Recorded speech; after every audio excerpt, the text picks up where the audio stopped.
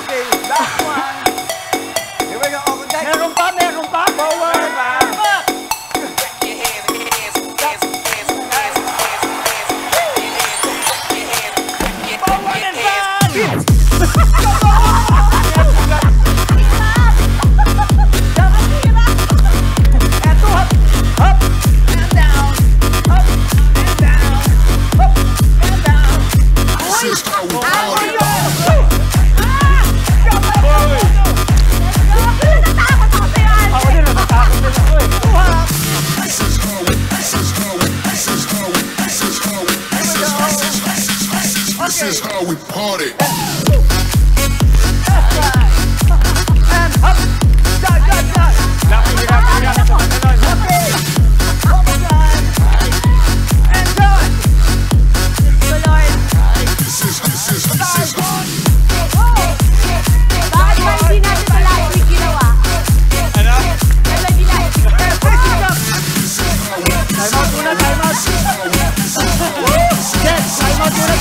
This is how we party.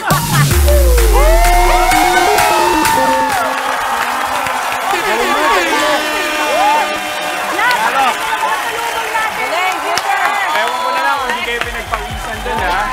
Ang intense. Nagtuyot yung throat ko. Okay, guys. Pilitin natin huminga at batiin ang mga kapatid natin. Batiin natin sila. Ready? Good morning, kapatid! Teka lang. 5 Si seconds. Ma'am Cora, design natin si Ma'am Cora. May 16, maayad ha, masulom sa wikang higaw nun. Diba? Talo na naman. Ang happiness ngayong Huwebes at this morning, isang masayang ehersisyo ang ipinambungad natin sa ating mga kapatid. With matching trampoline pa yan, napakalakas ang makathrowback sa childhood. At kapag hindi mo nga raw alam ang gagawin, just jump. As in my case, dahang-dahang jump.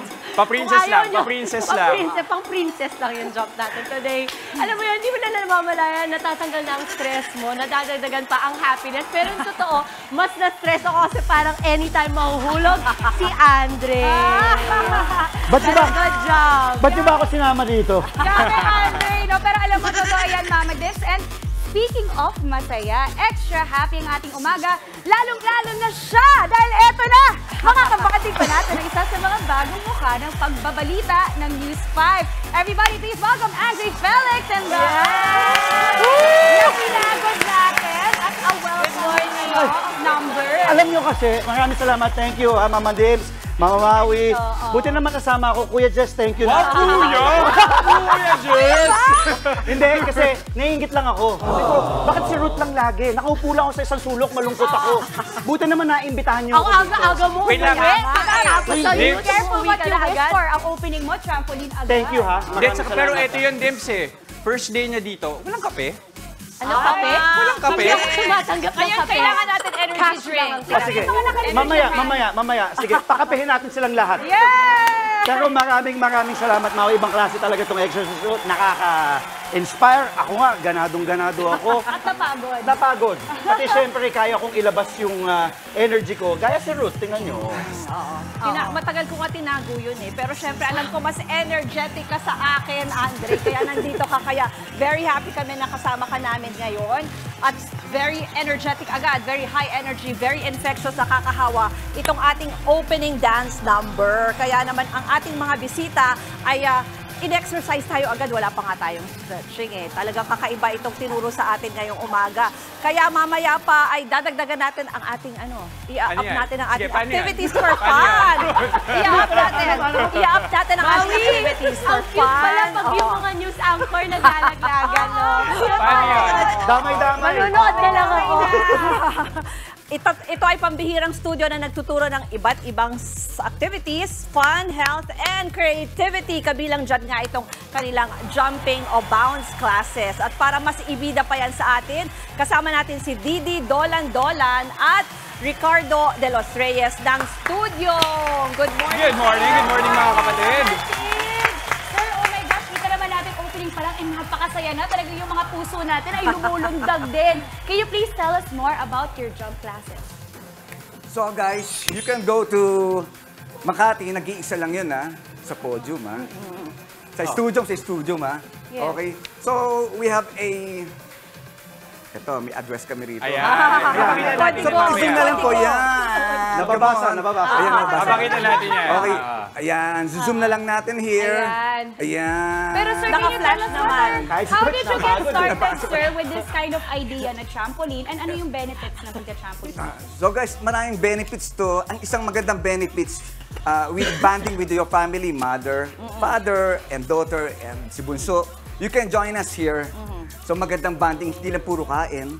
So fitness naman tayo ngayon. Yes. So, Coach, maganda yung kanina bago kami mag-start kasi like for first-timers na ako, katulad ko, hindi namin alam paano eh. And then you told us talaga na may certain style din talaga no, para safe. Kasi nung una natatakot ako, sabi ko ayokong umakyat. Yeah. Oo, pero talagang may safe way to do it. yes, ano? yes. So avoid injuries yan. Oo, yeah. Always So, fold through knees. Yan, ano yung tinuro mo kanina, Coach, for basic? For the first timer, fold your knee Proper stance. and lean forward. So, let's try. Jump. Yeah. Yun na for the first timer, So guys, timer na kayo, Yeah. Congrats. Survive tayo. Sir, your studio, it first opened nung January lang, tama po ba? Yung CEO natin. Si Ricardo. Dito tayo. Dito Yes. ako ang maglakad. Okay, wait. Hello, good morning kapatid. So, this is very nice because I'll tell you, my kids, they love to jump, no? So, when you thought about this business, nang naisip mo to, was it coming from a place na it could be a family thing or was it more for a fitness, wellness for young adults and adults like ourselves? No, it's actually it's an experiences center. So we create new experiences that are not usually, routine or typical of what you would find in the city. So Hindi yung common, kumbaga. So we'd have some fitness here, like we have bounce and we have Zumba classes, and we also have performance activities. So you can dance, do salsa, you can paint. Nice. Also, we also have culinary activities like making chocolate, making ice cream. Meron. May Parang kaibahan mas ba ito dun sa naiinteresado. mga nakasanayan na natin before yung nakalakihan natin na trampoline? May pinagkaiba ba yung ginagamit niyo yung device or equipment? Yes, so bounce is actually an international program, right? So these are trampolines specifically made for balance. Okay. So kailangan mas maliit talaga. Ganito na yung pinakamalaking size niya. Yeah, So, and it's only meant for one person Yes. to jump on the trampoline. At saka dapat ata ganito talaga kababa. Pag Ganun ba? talaga tatlo yung nag-jump dyan, Ganun na naman. kababa. Isa na nga yung parang mahuhulog sa katawan ko. Kaya nga, gusto ko malaman anong edad yung Yun. pwedeng mag-start And weight. nito. And weight From also. what age to what age and the weight? So we can go from the youngest 11 and then the eldest. Depends on their abilities. kaya, But yes. but actually, it's nice for the knees. It absorbs the impact. So we've had people who are already old, like in their 50s, 60s, 70s. Sir Richard, pwede din sa bahay to? We can bring this at home and practice? Sure, pwede, Parang gusto sir. na mag-practice ni Andre. Yeah, I'll bring Jess, let's bring this home. Talaga ba? Pero din sa halimbawa sa mga kapatid natin yung medyo senior na, no? Yung medyo natatakot halimbawa sa tuhod nila, ganyan. Ano yung mga dapat na consideration Ba't nakatingin nila? ka sa akin? Alam mo dito, Andre. Yaman kayo! Pwede Ano ba? yung mga dapat nilang consideration, Coach? So, ayan guys. huwag kayo magbahala dyan, guys. Kasi yung knee natin, yung may mga arthritis dyan, Oo. it's okay, you can join us. Because it prevent good for you. Ayan, okay. Wait, may isa pa tayo kasama si Ma'am Didi. Ayan. Yes, kasi ma'am, we'd like to talk to you.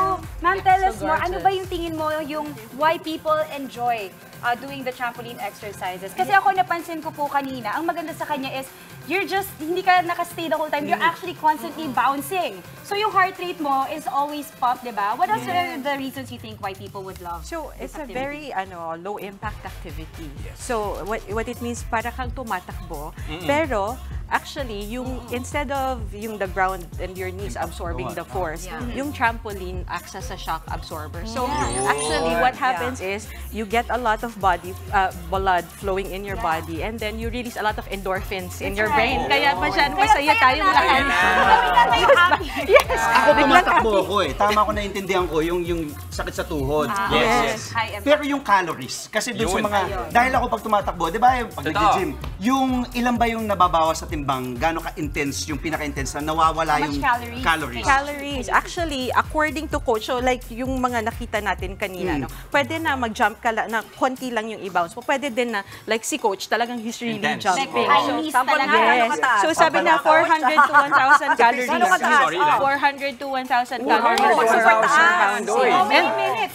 For running, equivalent siya na you're running 6 miles per hour. Oh! So, But kunyari, again, the shock. like for me, I'm not a runner. I'm not a fan of running. So this would be the perfect alternative for me to get those calories burned, di ba? Exactly. 10 minutes lang, guys. It will burn. Like, sa running, 30 minutes. So, equivalent niya. Sa bounce naman, 10 minutes Uy, lang. 10 minutes lang. 30 minutes of running.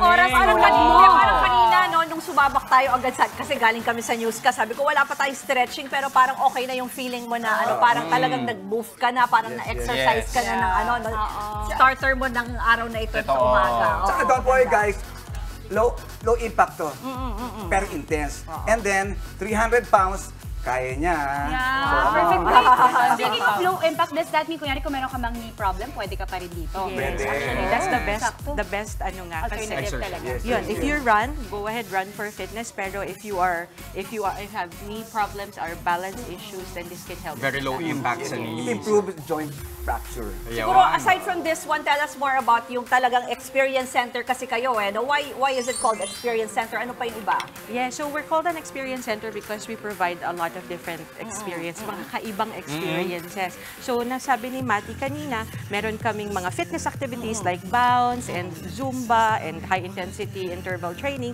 Pero meron din kaming mga art activities. So, we have painting activities. Meron din chocolate making, yung mga So does mini that mean pwede ka courses. nag-trampoline habang nag-chocolate? Malapit na ako mag-birthday. Pwede ba mag-birthday doon? Pwede ka naman! Talaga, magpa-birthday na lang siya, papahirapan. Papahirapan pa kanya. So, paano yung process? Sige, Jess. Bilang nabanggit nyo na kung ano yung mga pwede pang ma-experience sa inyong experience center. Ano pa yung mga dapat nilang abangan? Imbitahan natin yung mga kapatid natin. Paano ba nila kayo makukontak or mapupuntahan? Okay, so for you to visit Bounce, just go to our social media accounts. So Studium PH for Instagram and for Facebook, and then also you can call us. So our number I think is on the screen, and then also visit us. We are at Proscenium at Rockwell. So definitely we're just near here actually. So Yeah, for Senior Madrapol again. Thank you very much, Didi Dolan at Ricardo de los Reyes ng studio. Thank you very much, mga kapatid. Thank you! Boss, thank you. Okay, thank you! Enjoy! Super mga kapatid, patalunin pa natin ang happiness ngayong Webes. Share it with your loved ones. Ako po si Dimples Romana. Manatiling inspired at motivated lang mga kapatid. Konti na lang kasi weekend na. Kaya ito mo na. Kayang-kaya mo yan, kapatid. Ako naman po, si Maui David. At lagi ring maging updated sa mga nangyayari sa loob at labas ng bansa. Kaya tutok lang sa amin para sa may init pang mga balita. Ako po si Ruth Cabal. Mag-almusal at mag-ehersisyo para manatiling good mood sa buong araw. Pero para sa mas masaya samahan, yun na rin ang inyong paboritong kasalo sa umaga. Justin Quirino po ang dating ako ngayon. Ako po si Andre Felix. At sa mga kababagon pa lang, tara na't salubungin ang araw ng may ngiti at pag-asa. Ako po si Jess De Los Santos. Tuloy-tuloy lang ang pagtutok mga kapatid. Magbabalik ang inyong paboritong kasalo sa umaga. Good morning, kapatid!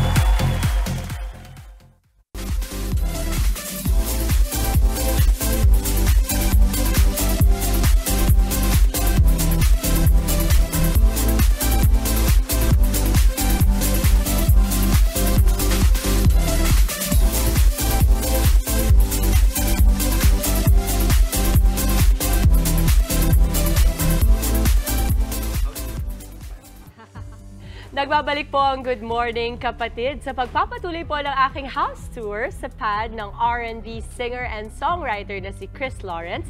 Ipapasilip ni Chris ang kanyang bedroom, recording studio, pati po ang walk-in closet niya. Sama-sama po natin siyang bisitahin sa may bahay.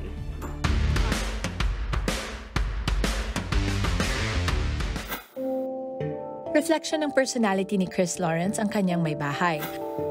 Mula sa kanyang crystal collection, healing instruments, choice of furniture, lahat tatak Chris Lawrence. Most favorite part niya sa kanyang may bahay ang kanyang home studio. Ito nga raw ang kanyang sanctuary. I actually do all my recordings here, dito. Nice! Totoo? Yeah. Okay. Dito ako nagre-record. Sound engineer ka pa or ikaw na lang? Sound engineer, ako.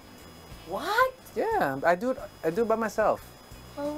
I work faster when I'm by myself. Kwento sa akin ni Chris, 15 years old siya nang madiscover niya ang kanyang singing voice at talent sa pagpe-play ng piano. At teka, sino nga bang hindi tinamaan sa first OPM hit song niya na Kung Malaya Lang Ako? Kung malaya lang ako, kung malaya lang ako, ipagsisigawan kong mahal kita. Yeah. Oh, ang daming nakarelate dyan, lalo na yung mga nasa likod ng camera. Hi, joke tatay! Ano naman yung kwento dyan sa kantang yan? So that's the first Tagalog song that I recorded when I got to the Philippines. Would you believe that when I was recording that song, I didn't know what the hell I was saying. Yeah. I had to record it once, and then siguro 30% of that was retained, and I had to record it again with Tito Benny.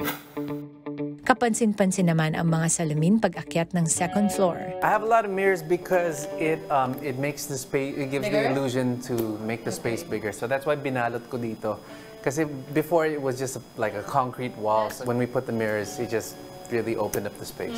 I see you have an artwork here also. Ano naman? Yeah, I call her the guardian because it's like when you come in, someone's looking at you. Oh, that's right. So that's from Billy. Binitbit niya from Thailand. Billy Crawford, yeah. So from Thailand, binitbit niya. Next naman nating silipin ang master's bedroom kung saan makikita ang iba pang crystal collection ni Chris. So I see that you have plenty here for different chakras, no? Yes. Iba-iba yung mga sources and origins po nito. Yes, there's some from Klum, there's the Best Sudanese. That's my Moldavite grid, actually. So this grid right here, I put the citrine and the smoky quartz and the Moldavite. This is what powers me to attract money. That's right. It is true. Yeah. Pagdating sa estilo ng pananamit, may sariling fashion style si Chris. Isa nga sa kanyang signature R&B style ay ang kanyang hats. Why do you like caps? I don't know. I guess it's just part of my swag. I love caps. I grew up in LA, so a lot of people are always wearing caps. Okay, this time we go to the walk-in closet. Certified sneakerhead at Manny Pacquiao fan din si Chris. Sa kanyang walk-in collection, makikita ang kanyang shoe collection. Wow. Super fan ako ni Manny Pacquiao. So this was his shoes, and I had it signed by him too. Binili mo sa kanya or binigay? I bought it from a certain store. Ito yung naging trademark ko, yung fedora. Yeah, I was gonna say that is your thing. More than the cap, it's this, diba? Sa kabila ng kanyang successful career, ano pa nga ang nais ma-achieve ni Chris? For you, what else is the big dream? What is the big dream? Right now, because of course it changes all the time, I want a farm. I want to have a farm where I can move my family, and I want to grow my own stuff and just live there and teach them how to live life. I want to create songs where when they listen, whoever's listening, they're being healed. Thanks, Chris. That was a Thank beautiful you. time. Thank you. I wish Thank you the so best. much. Wow! Diba? Ganda ng collection. Yes. Pwede ko ba sabihin, natutuwa ako, ang dami niyang collection ng sneakers sa kanang hats, pero hindi mukhang cluttered. No. Ang ayos. Ang ganda kasi nung pag-organize niya di ba? At saka, ngayon lang kasi ako nakakilala or nakapunta ng bahay na the guy actually collects crystals for energy. I love that. So, meron kaming isang crystal doon na sabi ko sa kanya, alam ko yan. Sabi niya, how do you know that? Sabi ko, ay kasi that's a crystal for transformation. And it really helped me. So, yung mga nakapanood nung first part nito at itong second part of Chris Lawrence, I'm sure makakakuha sila ng iba't ibang learnings from crystals as well. Ako, I loved it. Kasi nakikilala mo yung tao, hindi mo imagine, di ba si Chris Lawrence mahilig sa crystal. So, ako natuwa ako doon sa idea. So, thank you, Chris. Okay yun. May crystal ba siya doon? Yung pag, sumigaw ka. Bato yun eh, bato yun. Bato yun, hindi pala. kasi crystal. Akala ko ihirit At mo na saka kasi... bakit naman niya kakainin yun? Akala ko kaya mo hinirit kasi Chris Lawrence Crystal. Isa pa yun. Talaga. Bakit ka ba sinabi? Pero guys, maraming salamat sa pag-ibita. Ako masaya ako dito. Ito, usapang warranty naman tayo. Hindi, nagpa-service na ba kayo ng gamit?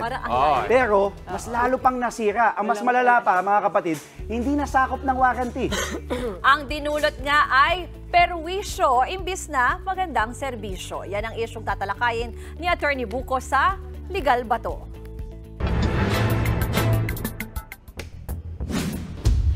Mga kuya, salamat po sa paglinis ng aircon namin, ha? Sige ma'am, salamat po. Hello? ABC Aircon Cleaning Services? Yes po. Nasira pala yung timer ng aircon ko after kong magpagawa sa inyo. 2 weeks ko lang na-discover kasi nag-out of town ako eh. Kaso 7 days lang po yung warranty service namin. Kaso, nagpas na po. Kung may sira, kailangan nyo na po magbayad ng repair service. Grabe naman kayo, kahit tao niya yung nakasira ng gamit ko. Attorney, tumangging magbigay na extended warranty ang aircon cleaning service na kinuha ko. Kahit tao nila ang nakasira ng gamit ko. Legal ba to? Hindi po yan legal. Ayon sa Article 71 ng Republic Act 7394 o yung Consumer Act of the Philippines, ang service warranty ay hindi dapat bababa ng 90 days para sa mga service firms o mga kumpanya na nagbibigay serbisyo tulad ng repair at maintenance. Kaya labag sa batas ang 7 days lang na warranty para sa repair service na kinontrata. Maaaring makasuhan ang nasabing service provider ng paglabag sa Consumer Act of the Philippines.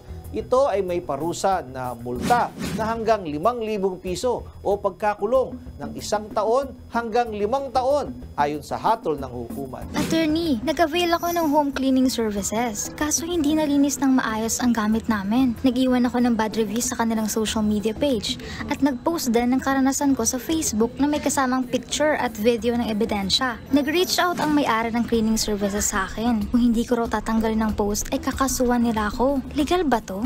Legal po yan. Ayon sa Section 4, Paragraph C4 ng Republic Act 10175 o ang Cybercrime Prevention Act, maaaring kasuhan ng cyber libel ang sino mang magpo-post sa social media ng mga mapanirang puri o defamatory allegations.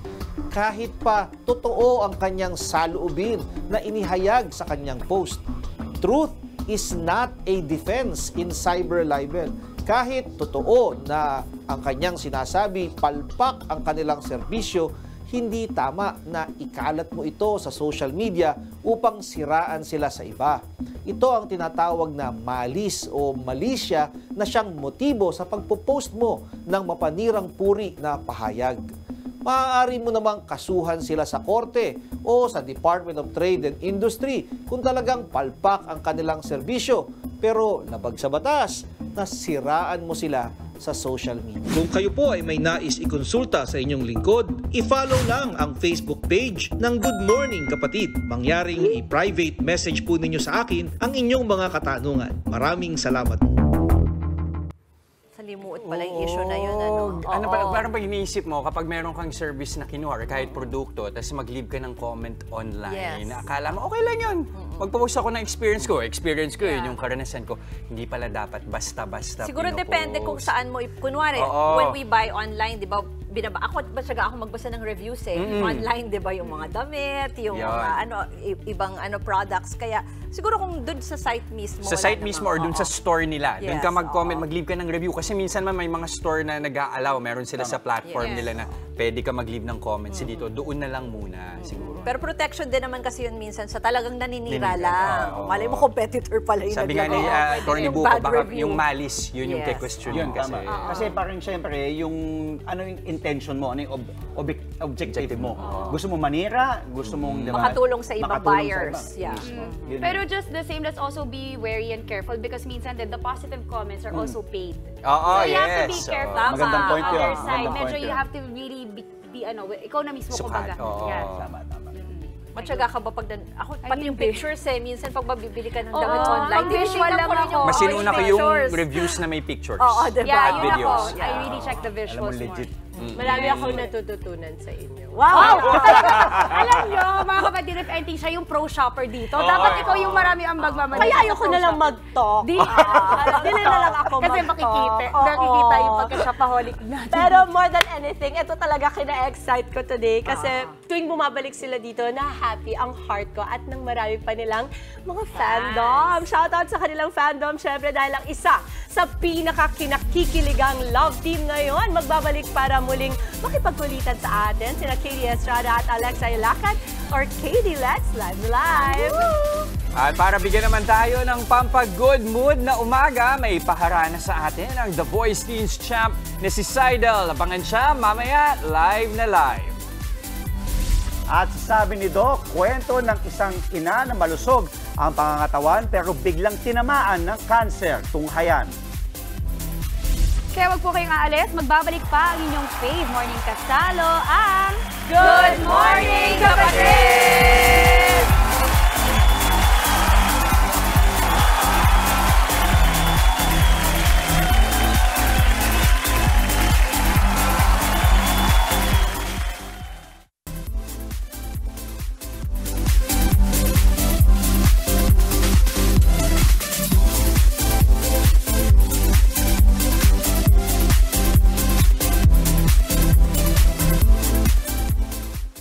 Nagbabalik ang Good Morning Kapatid. Mabigat na pasanin ang pagkakaroon ng malubhang sakit tulad ng cancer, lalo na kung biglaan itong nakuha sa kabila ng malusog na pangangatawan ng isang tao. Yan ang pag-uusapan natin sa Sabi ni Doc.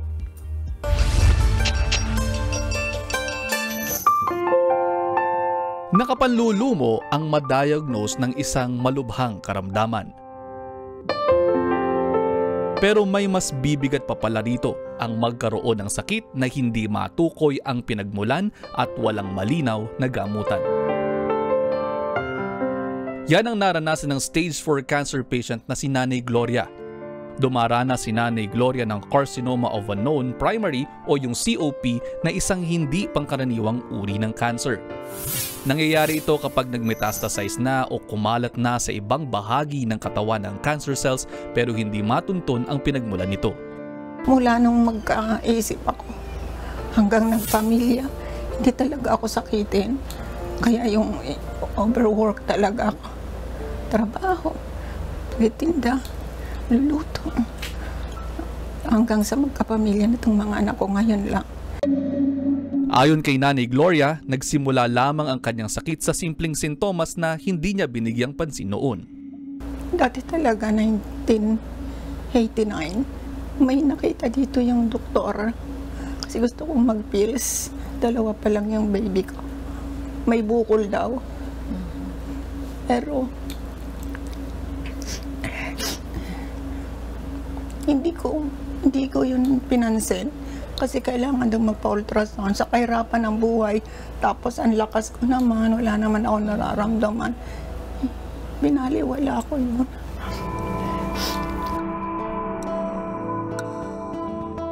Ilang taon ang lumipas, dito na naramdaman ni Nanay Gloria ang paglala ng kanyang sakit. Actually, ito ay naranasan ko lang. Naano ko lang nung September, nung last year, na iba yung nararamdaman ko, hinihingal, tapos bloated. Di ko lang ininda kasi pakiramdam ko malakas naman ako eh. Malaking palaisipan naman sa mga anak ni Nanay Gloria ang kanyang biglaang pagkakasakit ngayon. Bukod kasi sa wala naman silang family history ng cancer, malusog din ang lifestyle ng kanyang ina. Actually, nasa denial stage pa rin kami. Bakit? Siguro, hindi enough yung knowledge natin na healthy. Kala natin healthy na to. Okay na tong ganitong lifestyle. Kulang pa pala. Aging ang isang pangunahing factor sa pagkakaroon ng cancer gaya ng CUP. Mas mataas ang chance ang magkaroon nito ang mga edad 60 pataas. Tataka ako eh. Ang hilig ko sa mga gulay, gano'n. Hindi ako mahilig sa karne, gano'n. Gulay, tapos yung mga magaganda daw sa bituka. Yun ang mga kahiligan ko na kainin. Dahil sa baga at colon, pinaka-naapektuhan si Nanay Gloria. Sa dalawang drain na nakalagay sa kanyang katawan, siya ngayon humuhugot ng panandali ang ginhawa. Sa ngayon, napagdesisyonan muna nilang dumepende sa alternatibo at natural na pampalakas ng resistensya. Marami pa kasing pagsusuri na dapat gawin kay Nanay Gloria para mabigyan siya ng angkop na lunas. Wake up call po talaga to sa aming magkakapatid.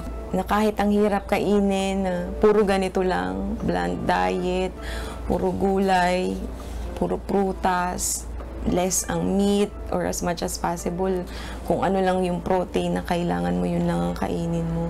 Sa kabila ng mabigat na pasanin, patuloy na pinalalakas ni Nanay Gloria ang kanyang loob habang ginagawang motibasyon ng kanyang minamahal na pamilya. Maraming salamat po, Doc Dex. At ngayon naman ating ibida ang talento ng kabataan pagdating sa stage. Mapalokal or international pa yan, siya ay hindi magpapahuli. Sabay-sabay tayong masaktan, humugot at mag-heal from the past kasama ang The Voice Philippines Teen Champ, Sydel! Magiging tayo hanggang sa huling hantungan. Ba't bigla mo akong iniwasan? Akala ko paglalaban mo ko sa lahat ng ating dinaanan. Ba't bigla mo na lang akong iniwan?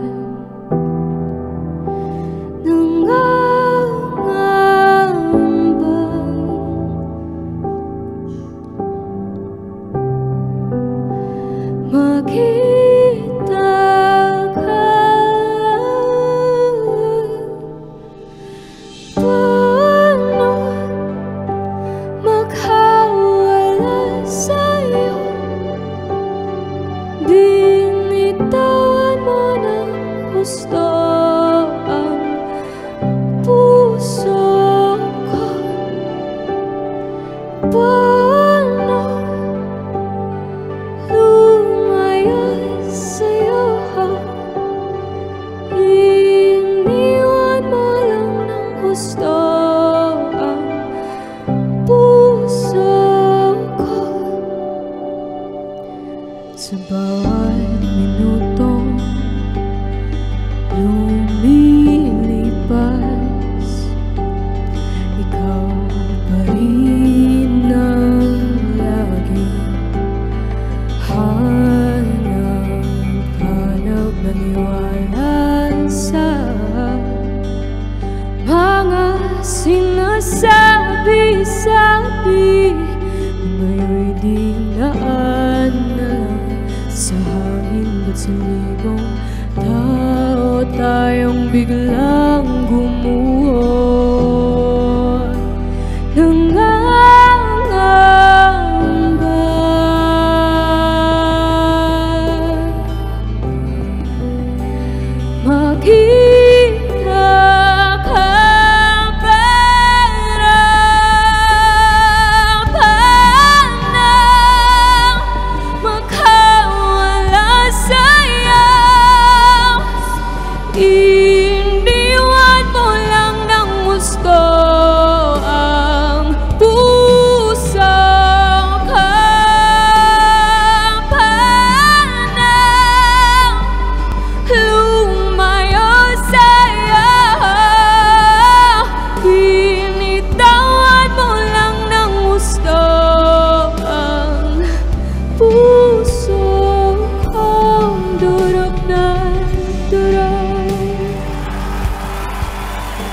much po.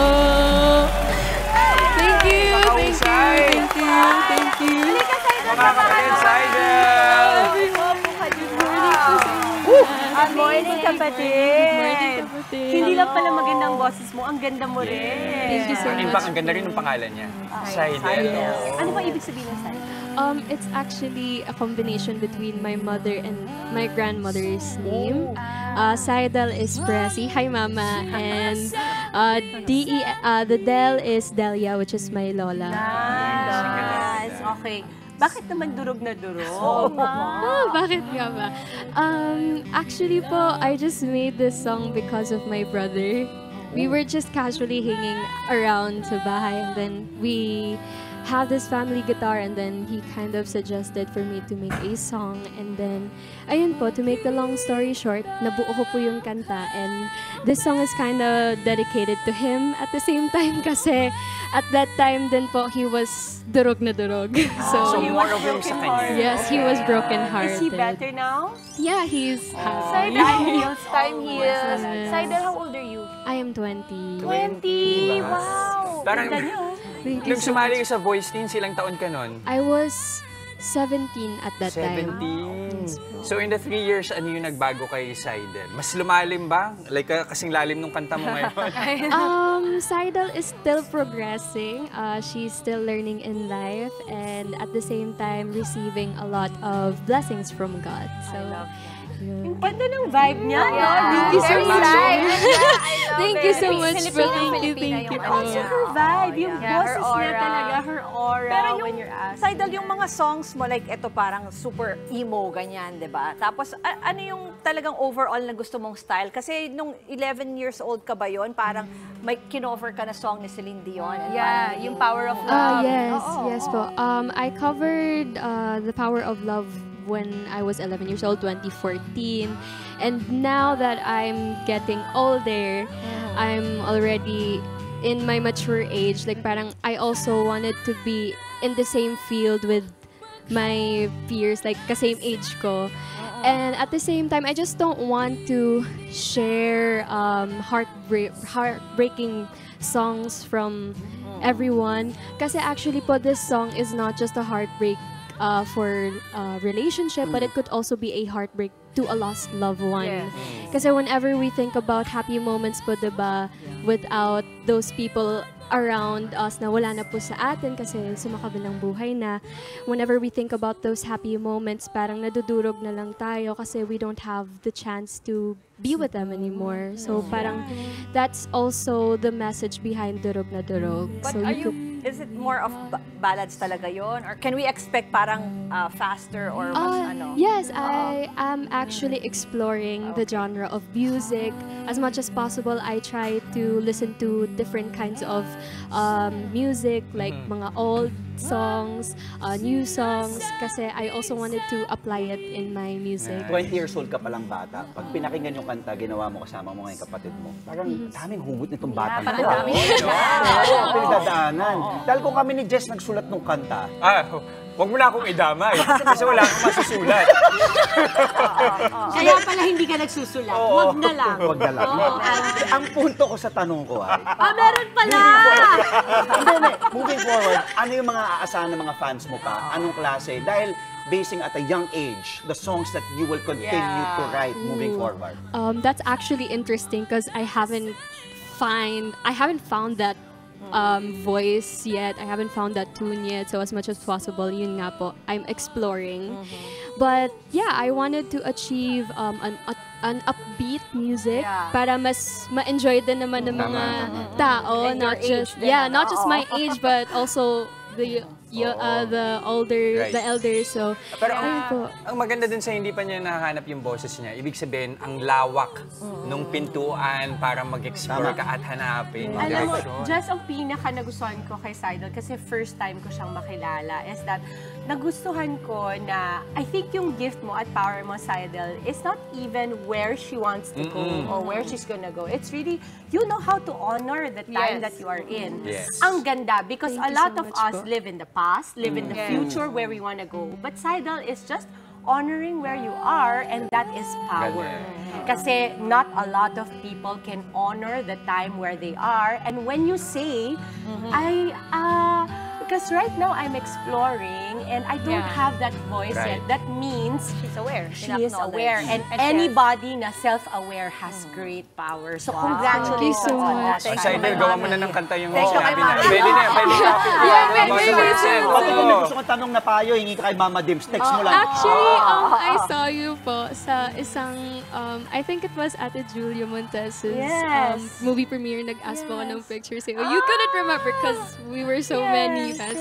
I'm a fan po. So it's nice to meet you. Now you can say, I am a fan. Ang cute niya, nakikinig.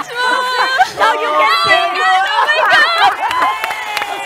It's so true. Cute! Kasi I'm rarely a fan of anybody. And everybody knows this, na hindi ako madaling ma-impress sa tao.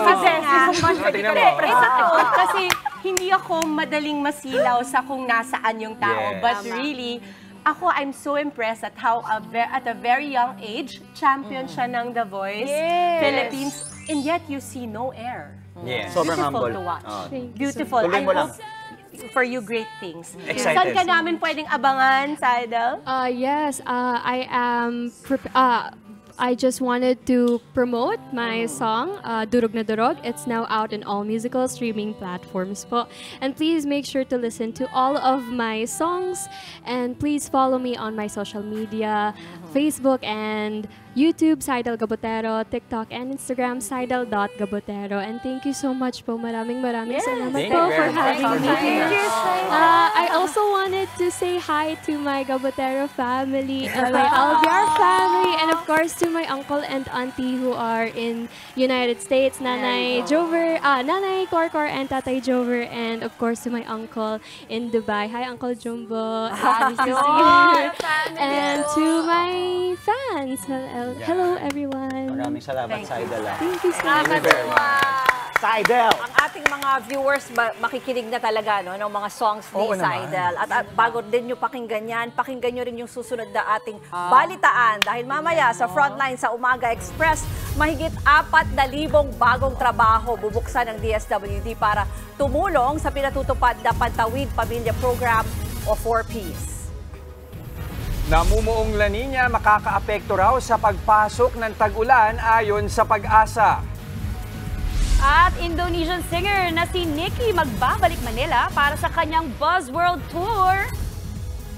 Kaya wag po kayong aalis, magbabalik pa ang inyong paboritong morning kasalo, ang Good Morning Kapatid! Minuto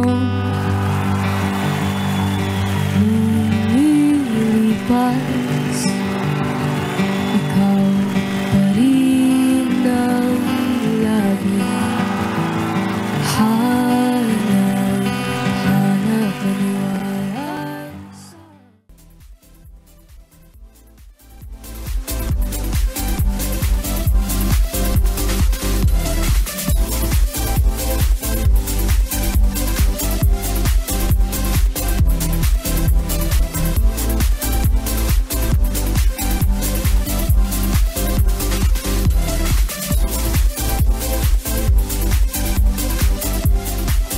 Nagbabalik po ang Good Morning Kapatid. Sweethearts and Solids, the long wait is finally over. Mark your calendars dahil nalalapit na po ang most awaited concert ng hottest musical pair in Philippine entertainment. Sabay-sabay ho tayong kiligin at i-add to cart na ang KD Lex Add to Heart Concert. Mapapanood na yan May 31 at para kwentuhan pa nila tayo, kasama natin live ang KD Lex, KD Estrada, and Alexa Ilacad. Thank you very much for joining us. Thank you for having us again. Semi-regular na sila dito. And I don't know, every time they come here, they look better. Oh, Bakit ganon? What's the glow up? You change your hair na dati red. It was red last time. Fade na siya. So, binalik ko na po sa brown. I like this Ganda. Okay, I think what makes your tandem and your love team interesting is you are, kumbaga parang, this is a musical love team, no? And I don't think I've ever heard one before na parang sa edara nila na ganito yung branding, ganito yung packaging. Is it super intentional for you guys? This is really a place where you want to go? Yes po, actually. Because that's how we were able to form a bond through music. Yes, that's how we grew our friendship then. Yeah, so it's something that will stick with us forever. Paano kayo nagkakasundo? Friendship pero forever. Pero forever, eh. Ah, Diba? Pero Best paano kayo friends forever. nagkakasundo, music-wise? Ano yung taste ng isa't isa na agree kayo? Well, me and Alexa were more into more sweet and like acoustic na songs, like with just guitar and harmony, and yeah, mga more poetic songs actually, I would say. Halimbawa for your concert, paano kayo namimili? Paano nyo pinagtutugma yung inyong taste in music? Ang ginawa po namin talaga is I made my own list, he made his own, tapos doon na lang po kami namili ng mga common na gusto namin or kung saan kami nagkakasundo. Yun po. How do you inspire each other in that sense? Kasi, di ba, alam ko pag sa love team, iba yung dynamics yan. Ako kasi never ako nagkaroon ng love team. But when you have a love team, you have to be one, but you also have to be separate. Yes. So how do you inspire each other to become like solo Alexa, solo KD, and yet complementary? I would say na well, Alexa is already established here in the industry, and for me, I really... Nakaka-better. Nakaka-better. Gusto ko, hinintay ko yung pag-aray mo, Alexa. Pero ingat ka, parang sila mo mas matanda siya. Hindi naman. I'm not saying that. I'm saying... Usap tayo mamaya. Aga-aga.